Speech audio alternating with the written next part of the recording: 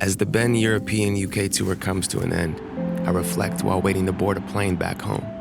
I've lived an entire lifetime the past 6 weeks, while simultaneously in disbelief that it's already over. Tour does that.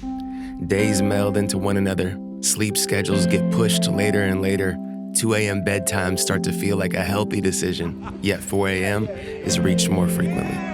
European cities are explored, scooters dipped, iPhone pictures of ancient architecture taken and rarely researched. The rare group tour outings, mysterious menus, days filled with solo golf excursions, and of course, the shows.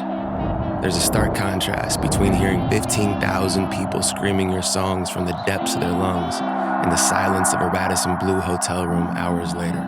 4 walls staring at you, unsuccessfully attempting to come down from the high of performance, tossing and turning on a pillow that has no business being as stuffed as it is.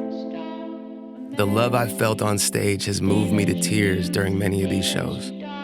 Love, loss, connection, numbness, anger, isolation, community, death, betrayal, truth, addiction, gratitude, open, closed heart. The bouquet of human experience can be felt in its full spectrum of colors any given day. And this season has provided me with all of it, whether I was prepared to receive or not. But the show must go on.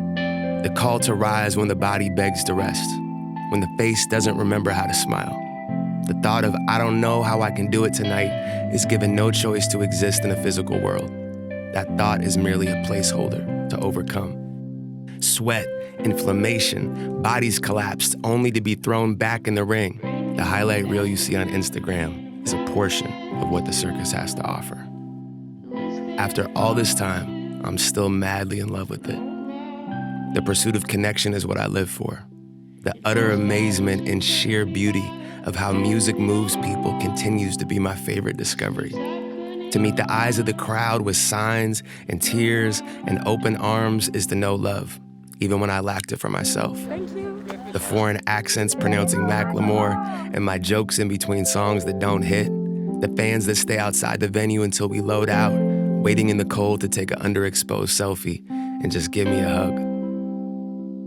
I want to say thank you. Thank you to everyone that came, that bought a ticket, that showed up with friends, alone, drove down the street to the venue, or flew from another country. I felt you in a way that I haven't been able to before. You helped me see myself. You reminded me of purpose and what actually matters.